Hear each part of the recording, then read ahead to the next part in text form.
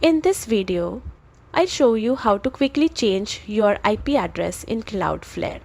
This is essential when moving your site to a new server. First, log into your Cloudflare dashboard and select the domain you want to update.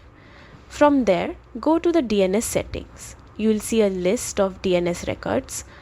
Look for the A record if you're updating an IPv4 address, or the trip AAA record if it's IPv6. Click Edit on the correct record.